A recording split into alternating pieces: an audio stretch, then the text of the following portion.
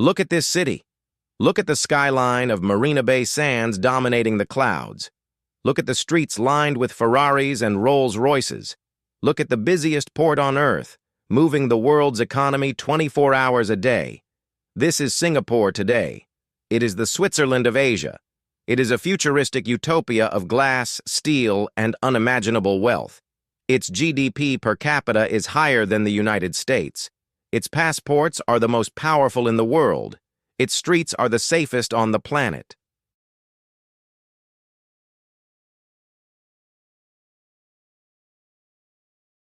To the casual observer, this looks like destiny. It looks like this city was always meant to be a jewel of the global economy, but that is an illusion, because if you rewind the clock just one single lifetime, this futuristic metropolis disappears, and in its place, you find a nightmare.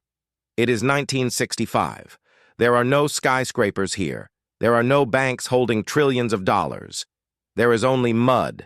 There are slums built on stilts over sewage-filled rivers. There is malaria.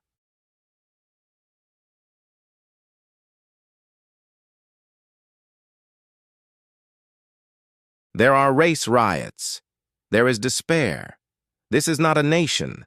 It is a swamp, a tiny, mosquito-infested island at the tip of the Malay Peninsula that nobody wanted. Not the British, not the Malaysians, and certainly not the world.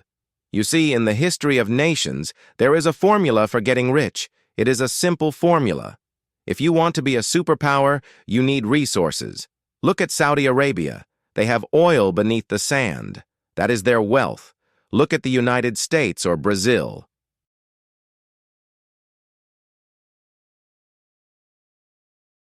They have massive land masses, fertile soil, and minerals. That is their wealth. Look at the United Kingdom. They had an empire and the Industrial Revolution. But Singapore? Singapore defied every single law of economics. It had no oil. It had no gold. It had no natural gas. It didn't even have land to farm. The island is basically a rock. But the situation was even worse than that. Singapore didn't even have the most basic necessity for human life. It didn't have fresh water.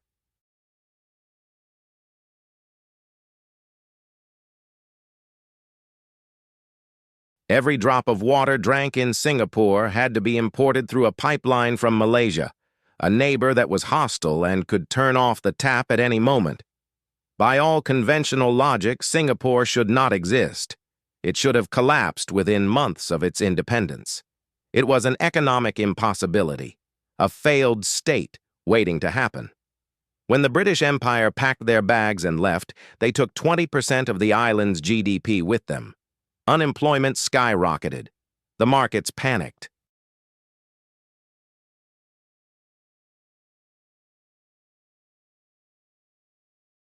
The world looked at this tiny island and wrote its obituary. So here is the mystery. Here is the question that economists and historians have studied for decades. How? How do you go from a third-world swamp to a first-world metropolis in a single generation?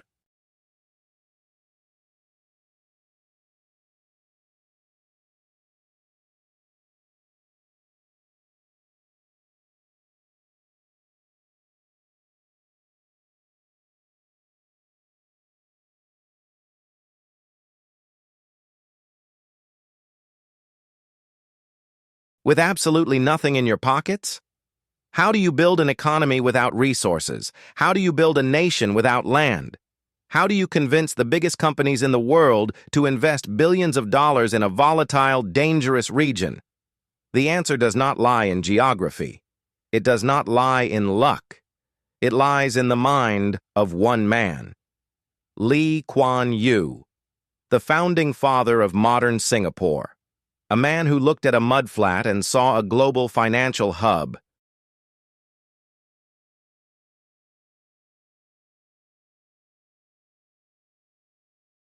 A man who was ruthless, pragmatic, and utterly obsessed with survival. He realized something that no other leader in the developing world understood at the time. He realized that if Singapore didn't have natural resources, he would have to invent them. He would have to turn his people into the resource. He would have to turn the very air, the location, and the trust of the world into a commodity that he could sell. Lee Kuan Yew performed an act of economic alchemy.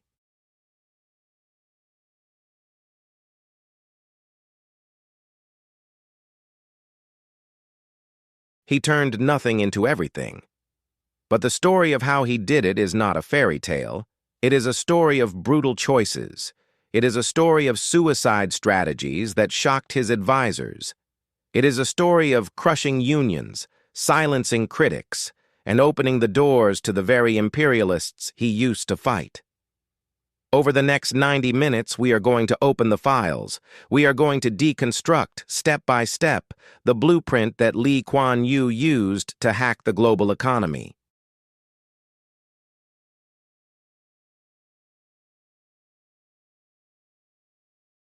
We will look at how he courted the Americans, how he weaponized the English language, how he built a world-class airline from scratch, and how he forced a nation of kampong dwellers to become the most efficient workforce on Earth. This is not just history. This is the manual on how to build a superpower from zero. Welcome to the LKY Files. Let's begin. To understand the sheer madness of Lee Kuan Yew's next move, you have to look at the world in the late 1960s.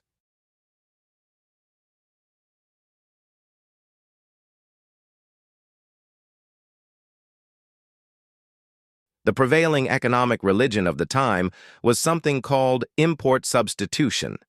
Every developing nation believed the same thing. The colonial powers stole from us, so we must kick them out. We must build our own factories.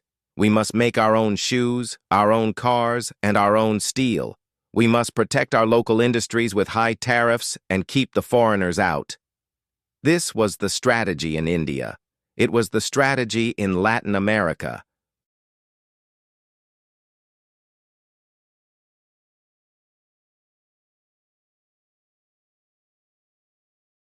And it was the strategy of Singapore's neighbors. Indonesia, under President Sukarno, was fiercely nationalistic. Vietnam was fighting a war against American imperialism. The mood of the era was anti-Western and anti-capitalist. But Lee Kuan Yew looked at the map, and he did the math. Import substitution works if you are Indonesia with 100 million people. You have a domestic market. You can sell your shoes to your own people. But Singapore had 2 million people.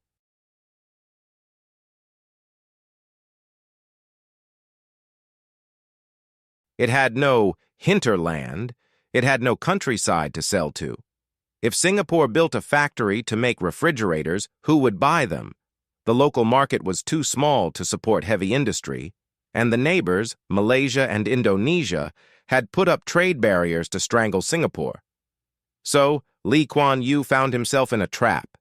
He couldn't sell to his neighbors, and he was too small to sell to himself. So, he decided to do the unthinkable.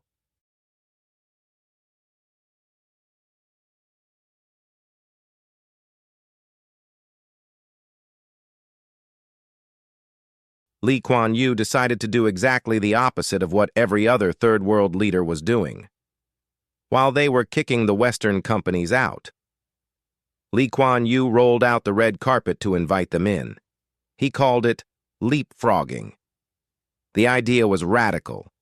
If our neighbors won't trade with us, we will jump over them. We will link ourselves directly to the United States, to Europe, and to Japan. We will become a first world base in a third world region. Today, this sounds obvious.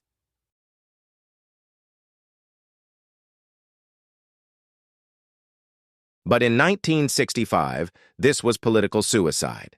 The local population was poor. Many were influenced by communists. They viewed Western corporations as blood-sucking exploiters. Lee's political enemies, the Barisan Socialis, attacked him viciously. They screamed that he was selling the country to the Americans. They called him a traitor, a running dog of capitalism. But Lee ignored the noise. He knew that national pride does not put food on the table. He famously said, "We have to make a living."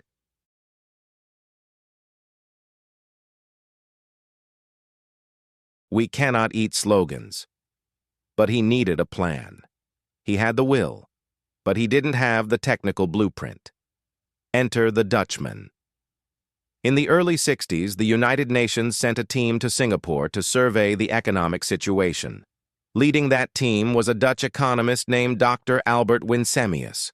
When Winsemius first arrived, he was pessimistic. He looked at the strikes, the riots, and the lack of skills, and he thought Singapore was doomed. But then he met Lee Kuan Yew.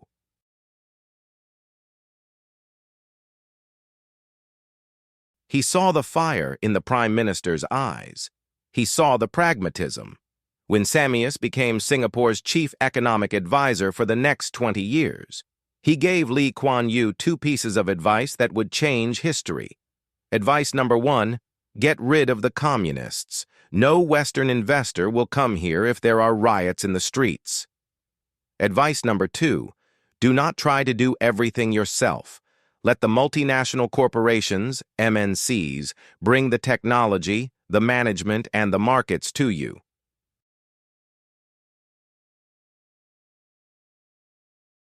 Winsemius told Lee, the Americans and Europeans are looking for places to manufacture cheap electronics. They are looking for cheap labor. Give it to them. Make it cheaper, safer, and faster to do business here than anywhere else.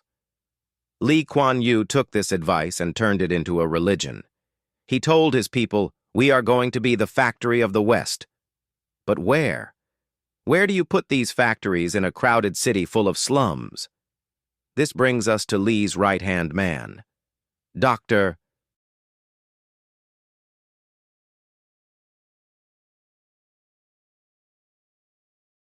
Goh Keng Swee, the architect of Singapore's economic miracle. Goh looked at the map of Singapore and pointed to a swampy area in the west called Jurong. It was a wasteland. It was full of crocodiles and mangroves.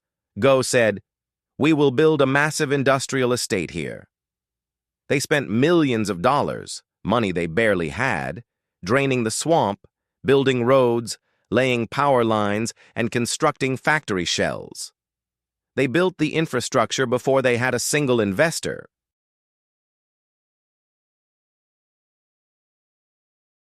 It was a massive gamble. For the first few years, the factories sat empty. The wind blew through the empty buildings. Critics began to mock the project. They called it Goh's folly. They said it was a white elephant, a monument to failure. Imagine the pressure on Lee Kuan Yew. The treasury was emptying, the British were leaving, and his big industrial park was a ghost town. He needed a miracle. He needed one big fish to bite. The miracle arrived in 1968, and it came from Texas. Texas Instruments, the American electronics giant, was looking to set up a semiconductor assembly plant in Asia. They were considering Taiwan or Hong Kong. Lee Kuan Yew and Winsemius went on the offensive. They courted the Americans aggressively. But what sealed the deal wasn't just tax breaks. It was speed. The executives from Texas Instruments asked, if we choose Singapore, how fast can you get us running? The Singaporean government replied, 50 days. The Americans laughed.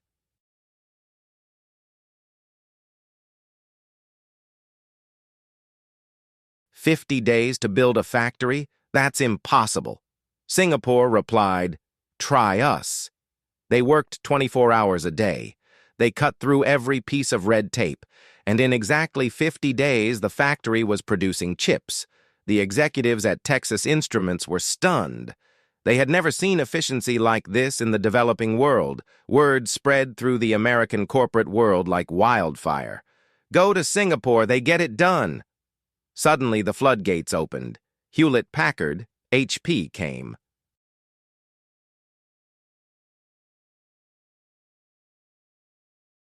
General Electric, GE, came.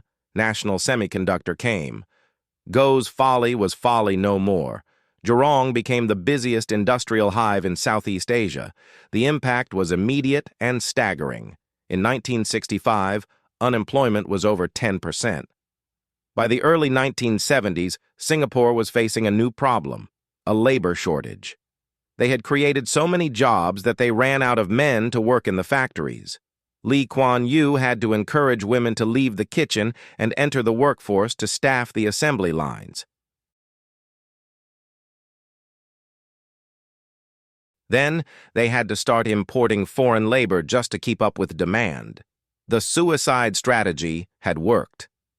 By inviting the so-called imperialists in, Kuan had saved his country. He proved that while his neighbors were busy chanting slogans about nationalism, Singapore was busy depositing paychecks. But filling the factories was only step one. Low-wage assembly jobs were good for survival, but they wouldn't make Singapore rich.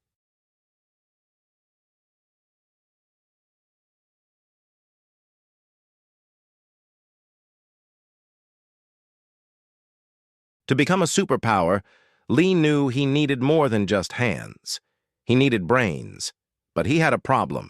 His population spoke a dozen different dialects. They were divided by race and religion. How do you turn a fragmented, uneducated population into a world-class workforce? You have to re-engineer their minds. And that brings us to the next controversial chapter. Factories were being built. The Americans were coming. But Kuan faced a terrifying realization.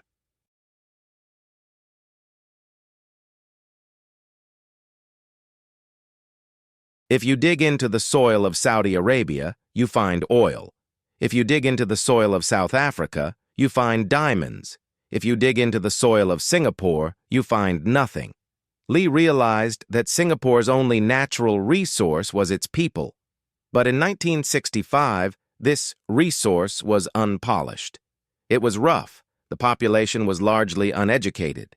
They were superstitious. And most dangerously, they were divided.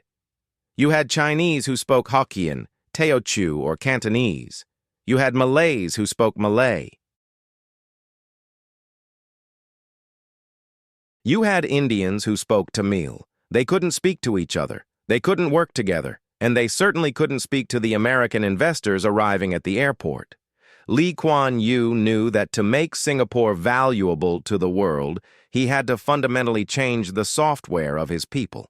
He had to engage in social engineering on a massive scale. He had to make a decision that would break the hearts of many, including his own supporters. He had to choose a language.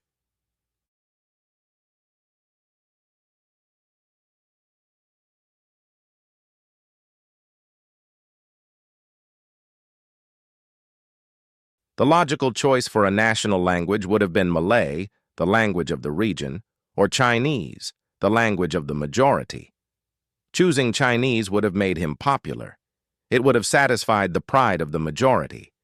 But Kuan did not care about popularity. He cared about survival. He looked at the global economy and saw one truth. The language of trade, science, and technology was English. So, he did the unthinkable.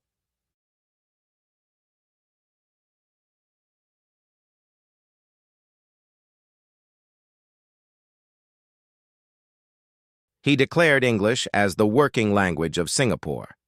He forced a population of Asians to adopt the language of their former colonial masters.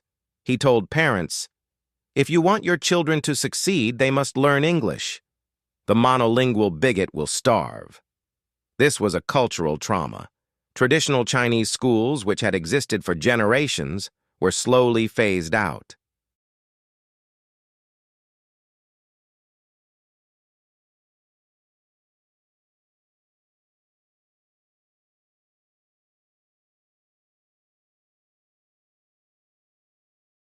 The famous Nanyang University, a bastion of Chinese culture and language, was eventually merged and effectively closed. People cried. They protested. They accused Lee of destroying their heritage. They called him a banana, yellow on the outside, white on the inside. But Lee was unmovable. He argued that nobody would pay to learn Chinese in the 1960s, but everyone would pay for English. He said, "We cannot afford to be sentimental.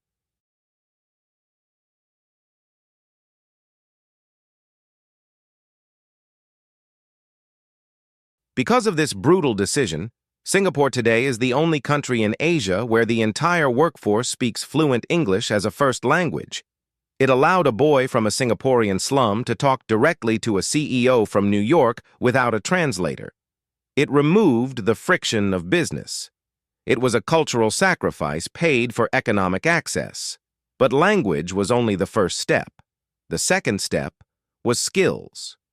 In most developing nations, the first thing leaders do is build prestigious universities.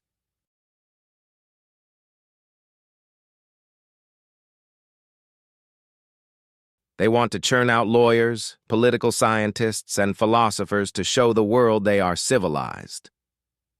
Kuan thought this was a waste of time. He looked at the empty factories in Jurong and said, "We don't need philosophers. We need welders. We don't need poets.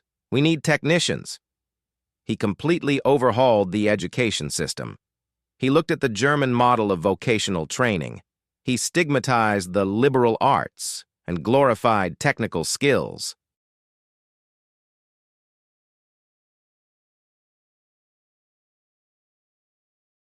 The government poured millions into building polytechnics and institutes of technical education. They aggressively tracked students. If you were academically brilliant, you went to university to become an engineer or a doctor. If you weren't, you were not allowed to waste time. You were sent to vocational school to learn how to fix an air conditioner, how to repair a ship engine, or how to program a machine. It was a ruthless system of sorting human beings based on economic utility.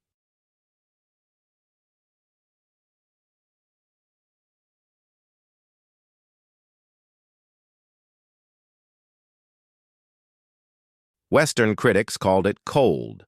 They said it turned children into robots for the economy. But Lee's logic was simple. A philosopher with no job is a source of instability. A welder with a job is a source of growth. By the 1970s, Singapore had the most technically skilled workforce in the region. When a machine broke in Indonesia, they had to fly in an expert from Europe. When a machine broke in Singapore, a local fixed it in an hour. So, the people spoke English. And they knew how to weld. But there was one final obstacle that could ruin everything: the trade unions. In the 1950s and early 60s, Singapore was the strike capital of Asia. Workers walked out constantly. They demanded higher wages. They paralyzed the port. Kuan knew that American companies hated unions. If Texas Instruments faced a strike every month, they would pack up and leave for Taiwan. So in 1968, Kuan passed the famous Employment Act.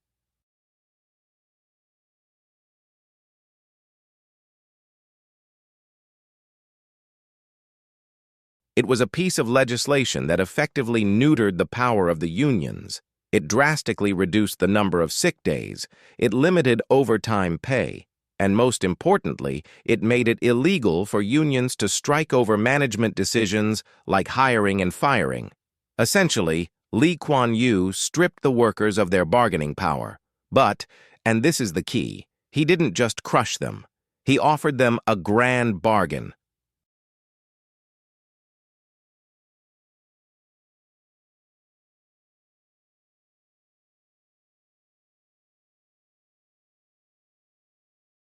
He sat down with the union leaders and said, "If you continue to strike, the investors will leave, and we will all starve. There will be no eggs to share.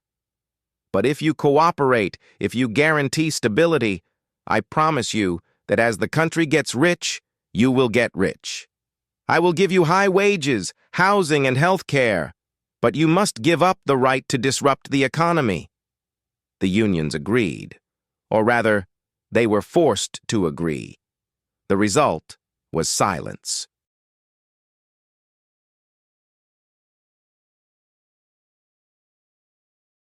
While factories in the UK and USA were plagued by strikes in the 70s, Singapore was quiet. The machines never stopped running. This stability became Singapore's premium product. Investors were willing to pay higher wages in Singapore because they knew that tomorrow the workers would show up. Lee Kuan Yew had successfully transformed his people. They were no longer a chaotic, divided mob. They were now an English-speaking, highly skilled, disciplined industrial army. The mind had been mined.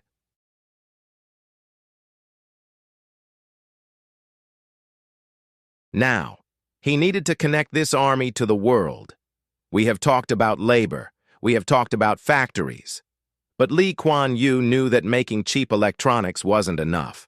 To become truly wealthy, Singapore had to exploit the one natural advantage God gave it: its location. Look at the map. Singapore sits at the mouth of the Strait of Malacca. It is the maritime equivalent of Times Square. Almost every ship sailing between China, Japan, and Europe has to pass by Singapore's front door.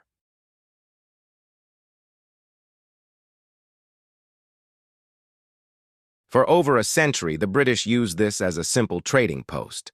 But Lee Kuan Yew had a bigger vision. He didn't just want ships to stop for coal and water. He wanted Singapore to become the central nervous system of global trade. But there was a problem. In the late 1960s, shipping was a dirty, slow, and corrupt business. In ports like Jakarta, Manila, or Bangkok, ships would wait for days to dock. Cargo was unloaded by hand by thousands of laborers. Things went missing.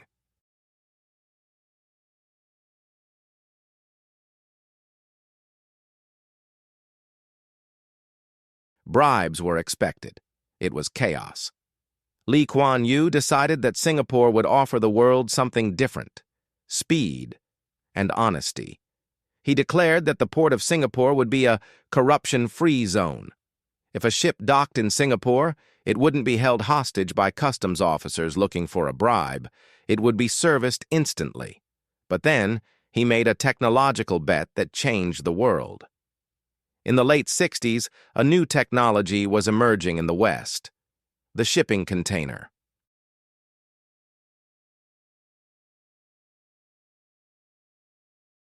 Those metal boxes we see everywhere today? Back then, they were unproven. The World Bank told Singapore, "Don't do it. It's too expensive. Stick to manual labor." Most Asian ports waited. They were afraid to invest billions in a technology that might fail. Lee Kuan Yew and his team ignored the experts. They looked at the data and realized that containers were the future of globalization. In 1972, Singapore opened its first container terminal at Tanjong Pagar. It was the first in Southeast Asia.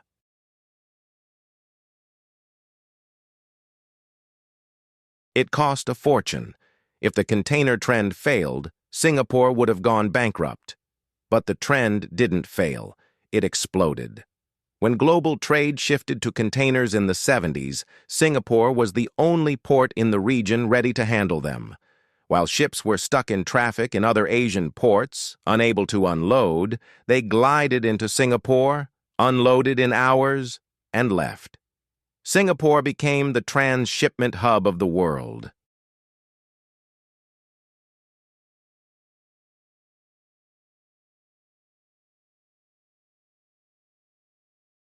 Lee Kuan Yew had effectively built a toll booth on the ocean's busiest highway. And unlike his neighbors, he made sure the toll booth was automated, clean, and thief-proof. Having conquered the sea, Lee turned his eyes to the sky. In the 1970s, Singapore already had an airport called Paya Lebar. It was functional. It was fine. But fine was not enough for Lee Kuan Yew. He predicted a boom in air travel that nobody else saw coming. He wanted to build a new airport, a massive one.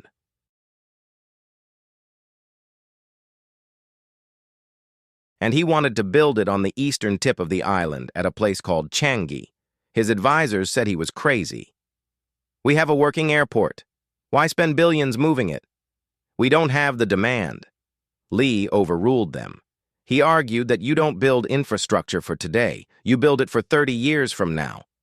But the location was a nightmare. It was swampland. To build Changi Airport, they had to reclaim land from the sea. They had to flatten hills and dump the earth into the ocean.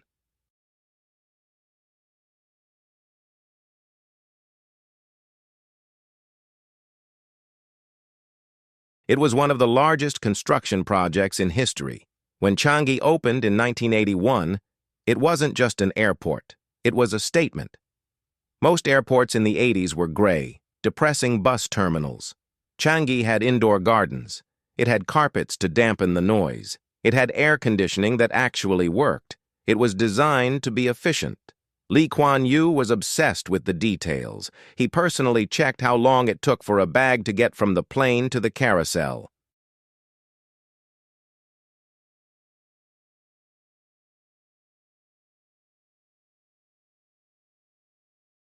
He demanded it be done in 12 minutes. Why? Because he knew that for a foreign investor, the airport is the first handshake.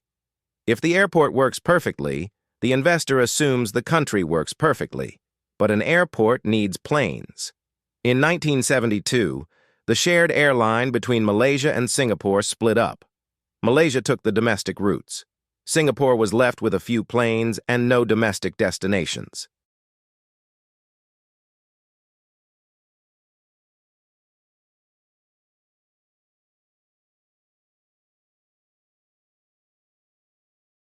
Think about it.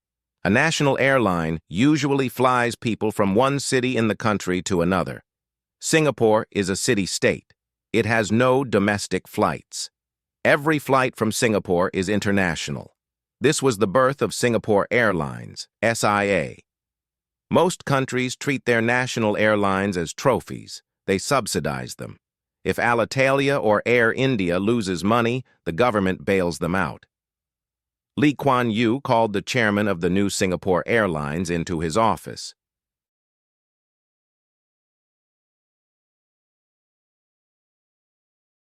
He gave him a brutal ultimatum. He said, "I will not give you a single cent of subsidy. You have to compete with the giants, Pan Am, British Airways, Qantas. If you make a profit, good. If you lose money, I will shut you down. There is no safety net. Swim or die." This pressure created a diamond. Because they couldn't rely on government money, SIA had to be better than everyone else. They couldn't compete on price, so they competed on service.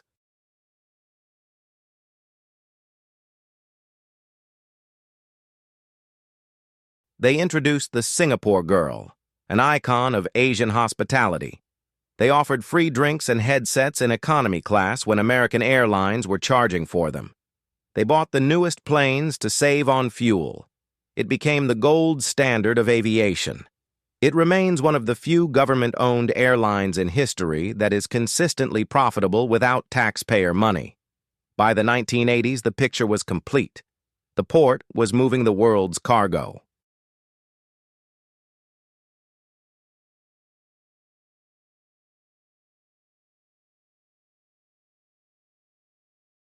The airport was moving the world's executives, and the airline was the flying billboard for the nation's efficiency. Singapore was no longer an island. It was a global switchboard, but all this infrastructure cost billions. Where did Kuan get the cash to build airports and ports without drowning in debt? He didn't borrow it from the World Bank. He borrowed it from his own people.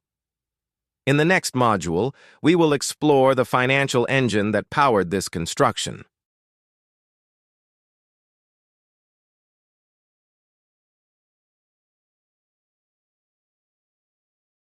The Central Provident Fund. We have seen the glamorous projects, the Changi Airport, the massive container terminals, the factories. But any economist looking at this story should be asking one question: who paid for it? In the 1960s and 70s, developing nations usually followed a predictable path to ruin. They wanted to build infrastructure, so they went to the World Bank or the IMF. They borrowed billions of dollars. They drowned in debt.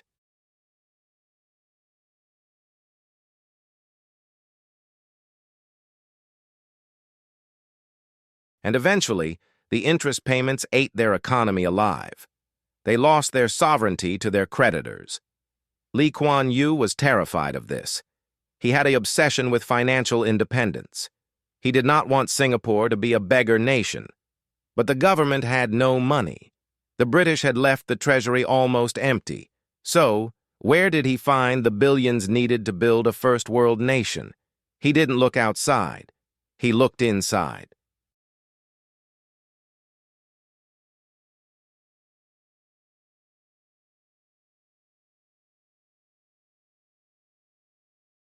He realized that if he couldn't tax his people because they were too poor, he would have to force them to save. This brings us to the most powerful yet least understood weapon in Singapore's arsenal, the Central Provident Fund, CPF. The CPF was technically a pension scheme started by the British, but Kuan weaponized it. He turned it into a macroeconomic vacuum cleaner.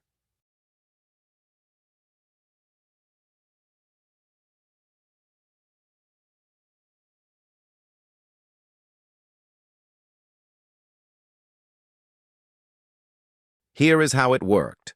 Every month, a Singaporean worker was required by law to deposit a percentage of their salary into the CPF, and the employer was required to match it. In the beginning, the rates were low, but as the economy grew, Lee cranked them up. At its peak in the mid-80s, the savings rate was astronomical. A worker put in 25% of their salary. The employer put in another 25%. That is 50% of the nation's wages being locked away in a government vault every single month.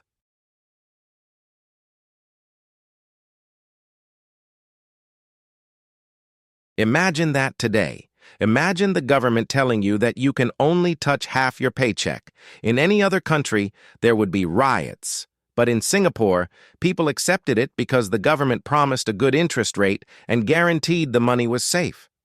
This created a massive pool of cheap capital for the government.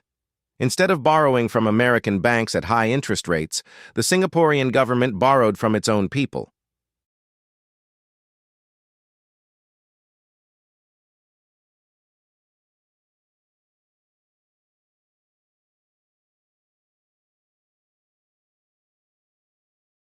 They took this massive pool of liquidity and invested it.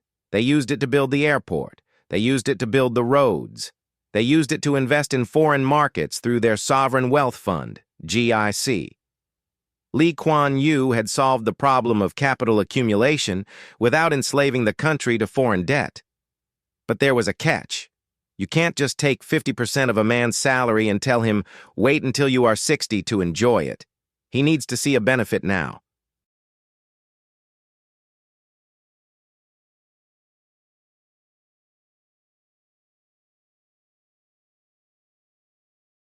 And this connects to the second pillar of Singapore's stability, housing. In the 1960s, Singapore's housing situation was a humanitarian crisis. 3/4 of the population lived in squalid squatter settlements. Wooden shacks, mud floors, no toilets, fires were common. The Bucket Ho Swee fire of 1961 left 16,000 people homeless in one night. Kuan established the Housing Development Board, HDB, with a mandate to build fast. They built brutalist, concrete high-rise blocks.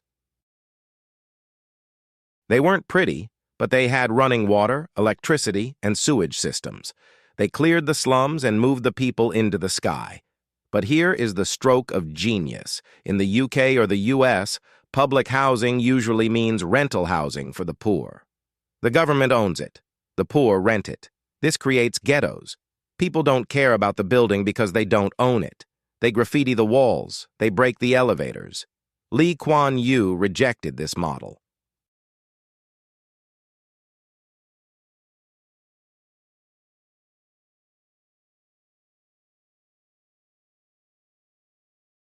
He said, I want a home-owning democracy. He forced people to buy their HDB flats on a 99-year lease. But how could a poor worker afford to buy an apartment? Lee connected the dots.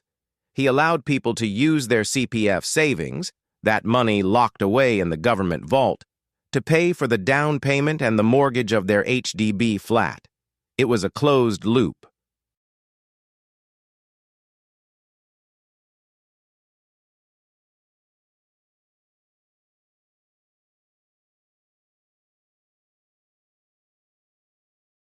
The government forces you to save. The government uses your savings to build housing. You use your savings to buy the housing from the government. Suddenly, almost every family in Singapore became a property owner. This wasn't just economics. It was deep political psychology. Kuan knew that communism thrives where people have nothing to lose. If you are a tenant living in a slum, you are happy to riot. You are happy to burn the city down in a revolution.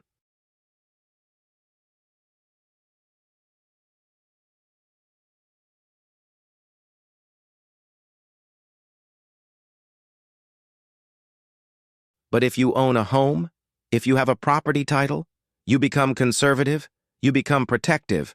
You don't want a revolution because a revolution might lower the value of your apartment.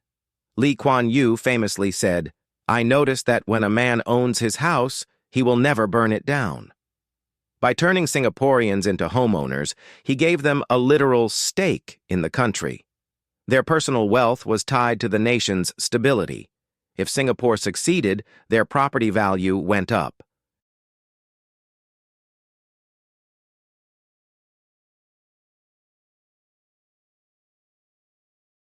If Singapore failed, they lost everything. This destroyed the appeal of the communists. Why fight for a revolution when the government is giving you a key to your own flat? Today, over 80% of Singaporeans live in HDB flats, and over 90% of them own their homes. It is one of the highest home ownership rates in the world. It is the anchor of Singapore's social stability. But this system relied on one crucial ingredient: trust.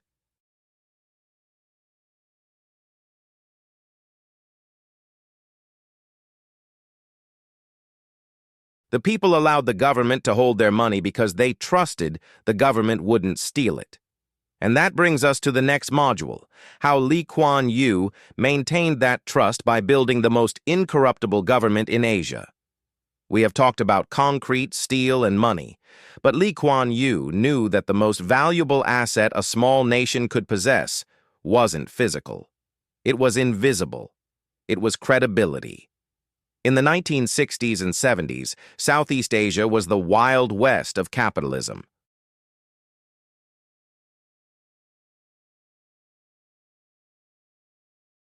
Corruption wasn't just common, it was the operating system of the region. In Indonesia, they called it tea money. In Thailand, they called it grease. If you wanted to build a factory, you bribed the mayor. If you wanted to move goods through customs, you bribed the inspector. If you wanted a license, you bribed the minister. It was a tax on everything. It slowed down business and increased risk. Kuan Yew saw a massive opportunity in this chaos.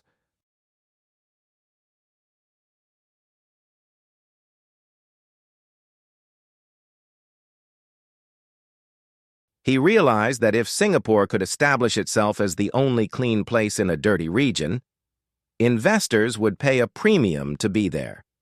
He formulated a simple yet radical business proposition. We might be more expensive than our neighbors. Our wages are higher. Our land is costlier. But in Singapore, the rule of law is absolute. A contract is a contract.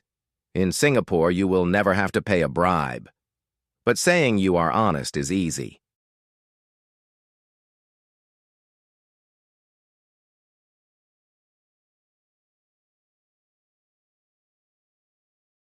Proving it requires a system that goes against human nature.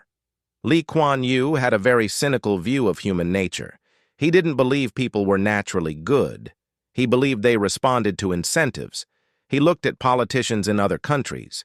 They were paid very low official salaries. So, to maintain a lifestyle of power, they had to steal. Kuan Yew decided to flip the equation.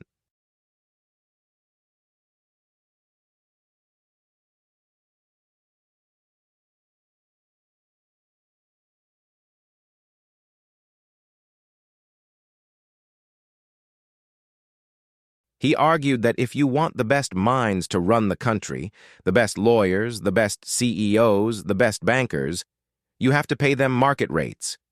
You cannot ask a genius to run the economy for a monk's salary.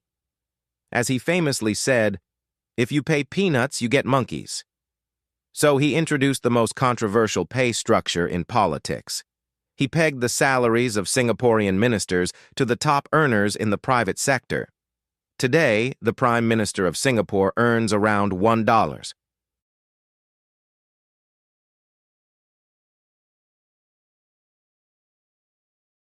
$6 million a year. That is 4 times what the President of the United States earns. Critics called it legalized greed. They said public service should be about sacrifice. But Lee's logic was cold and economic. It is cheaper to pay a minister $1 million, to be honest, than to pay him a small salary and let him steal $100 million through bad decisions and kickbacks. He removed the need for corruption, but removing the need wasn't enough.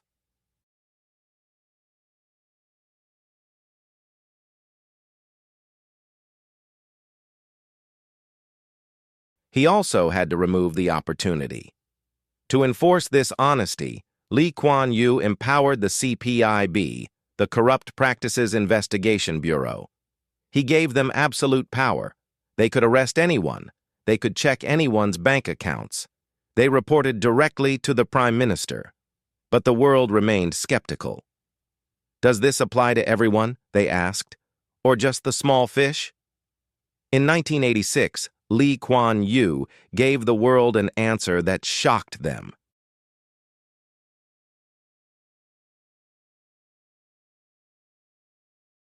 Tay Chiang Wan was the Minister for National Development. He was a powerful man. He was the architect of the public housing success, and he was a close personal friend of Kuan Yew.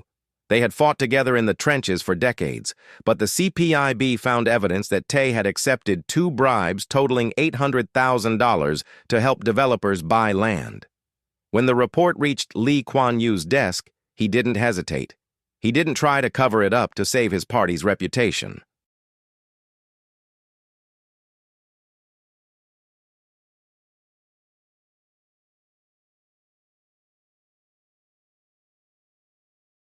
He authorized the investigation immediately. Tay Chiang Wan knew the game was over. He knew there would be no mercy.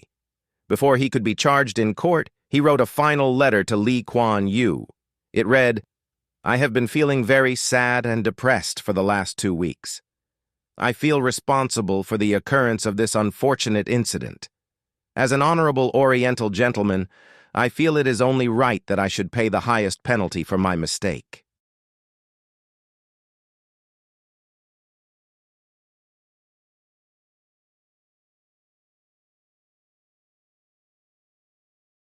Then he swallowed a lethal dose of Amital pills and committed suicide. Most leaders would have buried the story. Kuan Yew did the opposite. He read the suicide letter in Parliament. He used his friend's death as a grim marketing tool for the nation. The message was terrifyingly clear. If I can let my friend die for corruption, imagine what I will do to you. The white uniform of the PAP party became a symbol of literal purity. After that, nobody dared to test the system.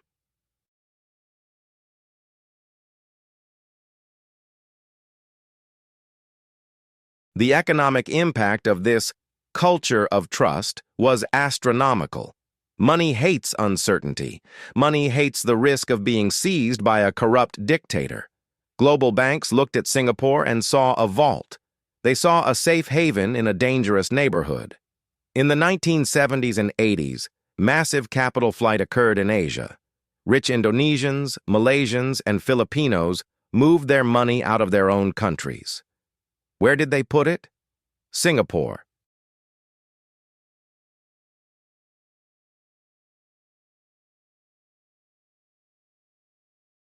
American and European banks established their Asian HQs in Singapore, knowing their assets were protected by British-style laws and an incorruptible government. This is how Singapore became the Switzerland of Asia. It became the 3rd largest foreign exchange center in the world. Today, finance is one of the pillars of the economy, and it was built entirely on that invisible resource: trust. Kuan Yew proved that honesty is not just a moral virtue, it is a premium product. and you can charge a very high price for it. With the financial engine running and the corruption eradicated, Singapore was ready for its final evolution. It was time to move up the value chain. It was time to stop making cheap glue and start managing global wealth. By the late 1970s, Singapore had a new problem. It was a problem that every developing nation dreams of having, but few know how to solve. It was the problem of success. The suicide strategy had worked too well.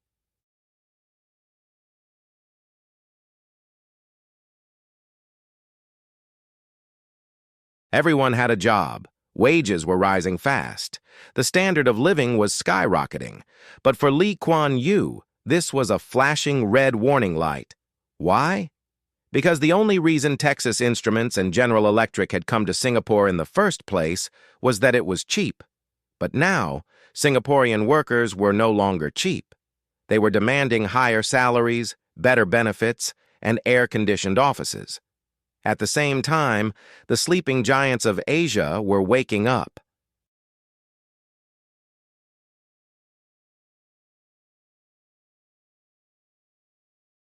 China, under Deng Xiaoping, was opening its doors. Vietnam and Thailand were stabilizing. They had millions of hungry workers willing to work for a fraction of the cost of a Singaporean. Kuan looked at the data and realized the trap. If Singapore continued to make cheap plastic toys, textiles, and low-end electronics, the factories would leave. They would pack up and move to China. Singapore would be squeezed.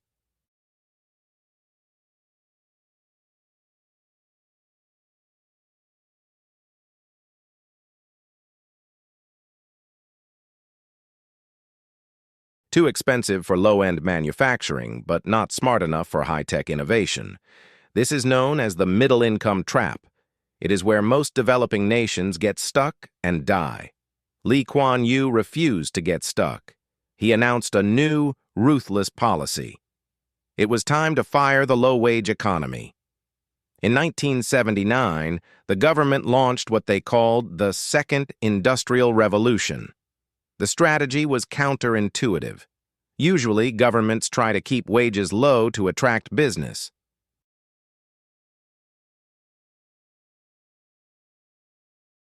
Singapore's government deliberately pushed wages up. They imposed a wage correction policy, forcing employers to pay their workers more. Why? Because they wanted to force the cheap factories to leave. Kuan was effectively telling the low-tech sweatshops, if you can't afford to pay our people well, get out. Move to Malaysia, move to China. We don't want you anymore. He wanted to clear the land and the labor force for higher value industries. He wanted high tech.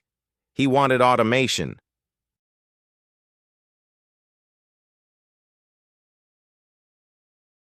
He wanted computer chips, disk drives, and pharmaceuticals. He wanted Singapore to stop making things and start creating value. To support this, they didn't just build factories, they built ecosystems. Take the petrochemical industry. This is the ultimate paradox. Singapore has zero oil reserves, not a single drop. Yet today it is one of the top 3 oil refining centers in the world, alongside Houston and Rotterdam.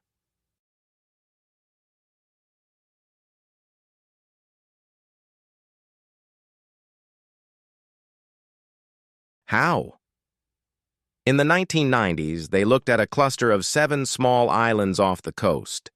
They spent billions reclaiming the sea between them to merge them into one massive artificial island called Jurong Island. They created a plug-and-play chemical hub. Oil tankers from the Middle East would stop in Singapore, refine their crude oil into petrol and plastics, and then ship it to China and Japan. Kuan proved that you don't need to own the raw material.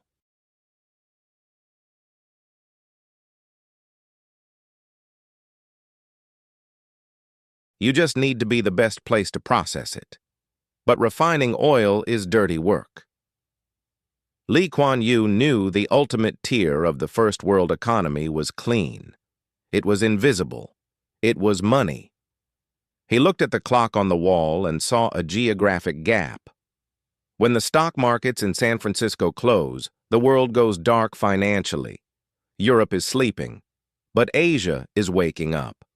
There was a time zone gap between the closing of the U.S. markets and the opening of the European markets.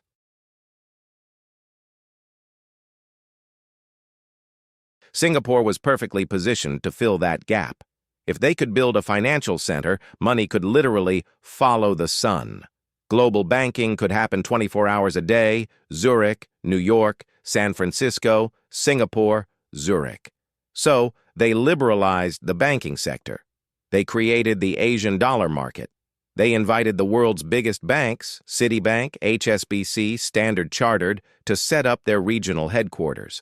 But they didn't just want commercial banking.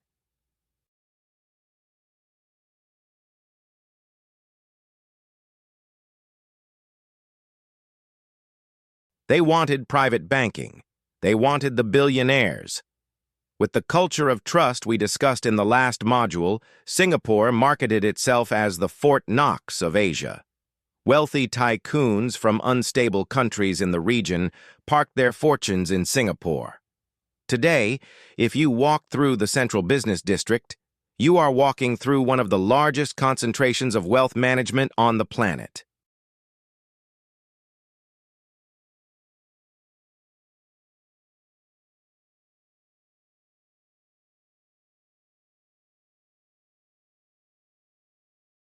They transitioned from being the factory of the West to being the banker of the East.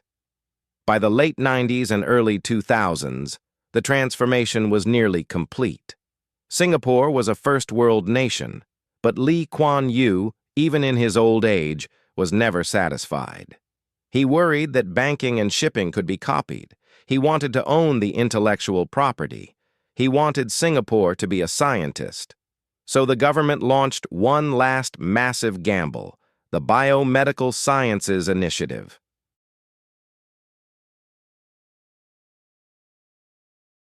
They built Biopolis, a futuristic city within a city dedicated entirely to research. But buildings don't do research, people do. And Singapore didn't have enough world-class scientists. So they did what they always do. They bought them. They offered massive grants and salaries to Nobel Prize winners and top researchers from the UK, USA, and Japan. They imported brains to kickstart the industry. Critics said it was artificial. They said you can't buy innovation.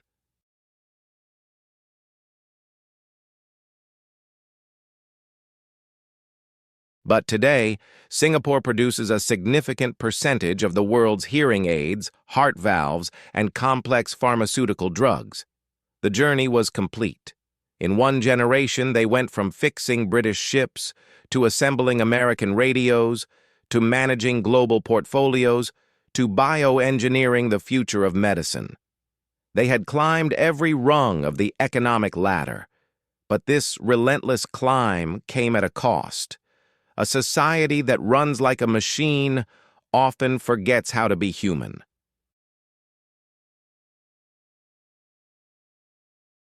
In the next module, we will look at the price Singaporeans paid for this miracle. We will look at the trade-off between absolute freedom and absolute prosperity. We have spent 75 minutes marveling at the machinery of Singapore. We have admired the efficiency, the wealth, and the clean streets. But in economics, as in physics, there is no such thing as a free lunch. Every miracle has a price tag.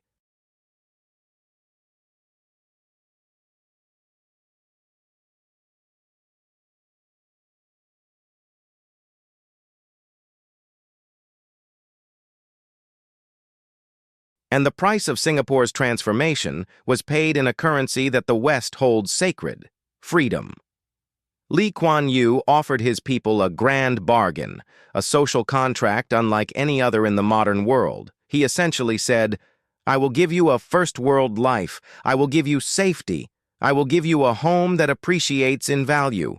I will give you the best schools and hospitals. But in exchange, you must give me your obedience. You must give up your right to protest."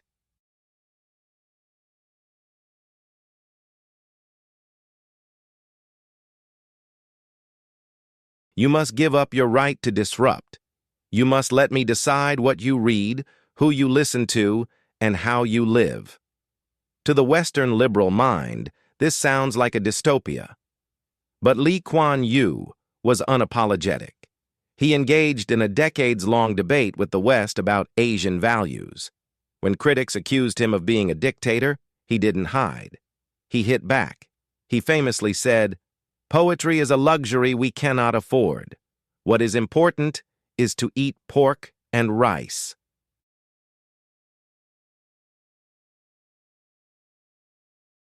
He believed that human rights were useless to a man who was starving. He believed that order was the foundation of liberty, not the other way around.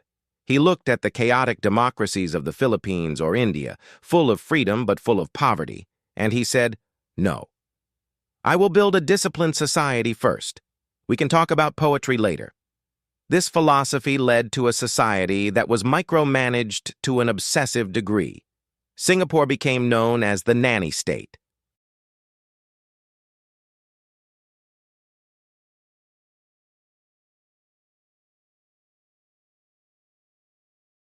The government treated its citizens like children who needed to be told how to behave. They banned chewing gum because it messed up the subway doors. They launched campaigns to tell men to cut their hair. They fined people for not flushing public toilets.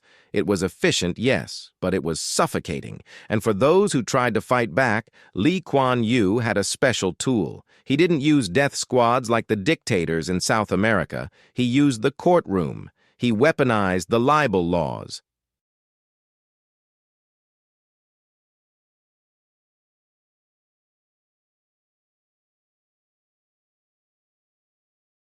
If an opposition politician or a foreign journalist criticized him too harshly, he wouldn't arrest them. He would sue them for defamation. He would sue them for millions of dollars. He would bankrupt them. He destroyed their careers and their lives legally. He famously said, "If you are a troublemaker, I will crush you. If you think you can hurt me more than I can hurt you, try." There is no other way you can govern a Chinese society.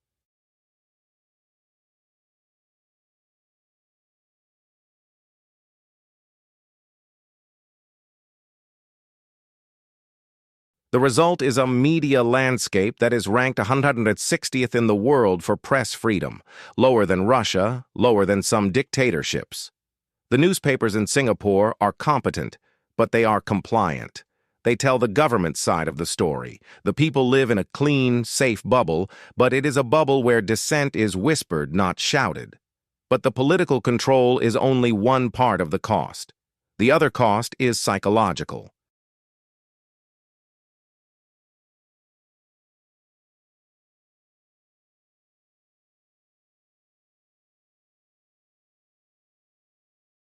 When you build a nation entirely on the concept of survival of the fittest, you create a society that lives in constant anxiety. Singapore is one of the most competitive places on earth. The pressure starts at age 12. Every child takes an exam called the PSLE, Primary School Leaving Examination. This one exam essentially determines the rest of your life. If you score well, you go to the elite track. If you score poorly, you are left behind. This creates a culture of extreme stress.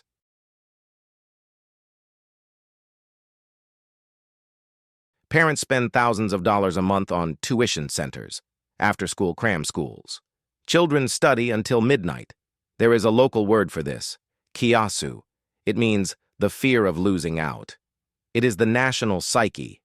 You must be the best. You must have the best grades, the best job, the best car, the best condo. Because in a country with no natural resources, if you are not useful, you are nothing.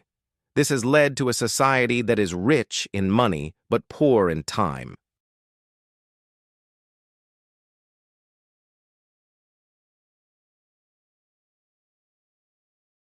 It is a society of workaholics.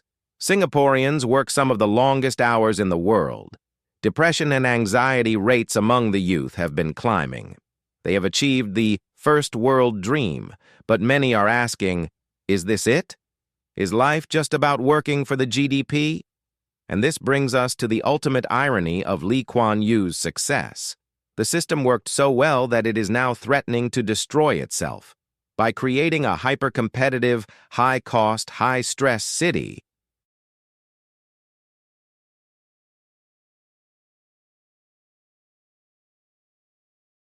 Singaporeans have stopped having babies. The fertility rate in Singapore has collapsed to 0.97. That is far below the replacement level of 2.1. It is one of the lowest in the world. Young couples look at the costs. So, we return to where we started. We look at the skyline of Singapore one last time. Over the last 90 minutes, we have dissected an economic miracle. We have seen how a man with no resources turned a swamp into a global vault.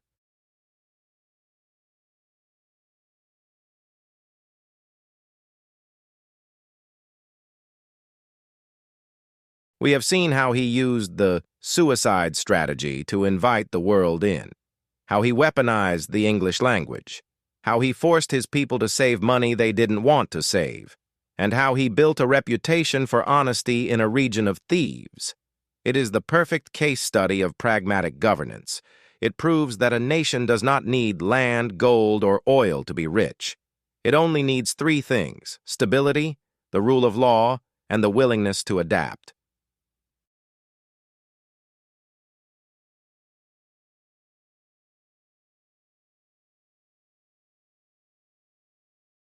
Lee Kuan Yew proved that software is more important than hardware. He proved that a government that runs like a corporation can outpace a government that runs like a debating society. He created a blueprint that China used to lift 800 million people out of poverty. He created a model that Rwanda, Dubai, and Panama are trying to copy today. But as we close this file, we must listen to the architect himself. Because Lee Kuan Yew did not view Singapore as a finished masterpiece.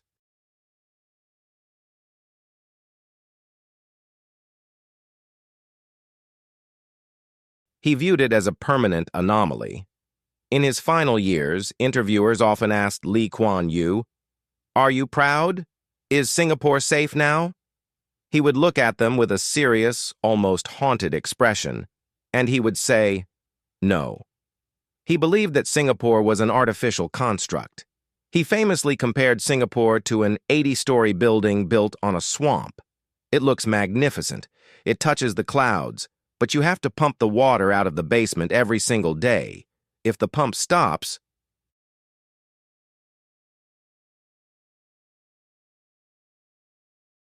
if the discipline fails, if the government becomes corrupt, the building doesn't just decline, it collapses. He warned his people, Singapore is not a normal country. If the United States has a bad president, the country survives. It is big enough. If Brazil has a bad decade, it bounces back. It has resources. But Singapore? We have no margin for error. If we blink, we disappear. We could become a fishing village again in 3 generations. This was his final warning.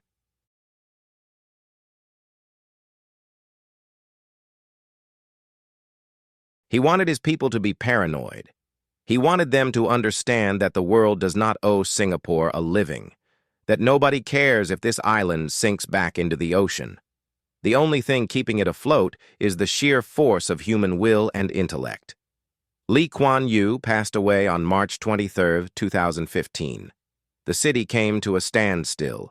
Even his harshest critics bowed their heads in respect.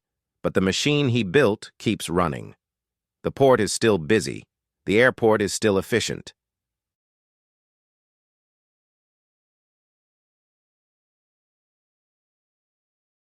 The streets are still clean. But the question remains, can the system survive without the man? Can the iron hand work without the iron will? Singapore faces new challenges today. An aging population, a changing geopolitical world, a young generation that demands more freedom and less control. The script for the next 50 years has not been written yet, but the lesson of the first 50 years is clear. Nothing is impossible. Poverty is not destiny. Geography is not a prison. Kuan showed us that with enough discipline, enough courage, and enough brutal honesty, you can build a garden in a swamp. You can build a first-world oasis in a third-world desert. You can perform alchemy. This brings us to the end of this dossier. But the archives are deep, and there are many more secrets to uncover. If you want to understand the strategies of power, if you want to learn the lessons of history's most effective leaders,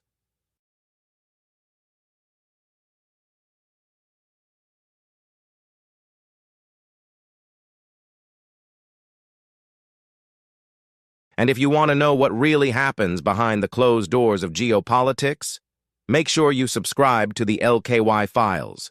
We don't just tell you what happened, we tell you how it was done. Thank you for watching. Class dismissed.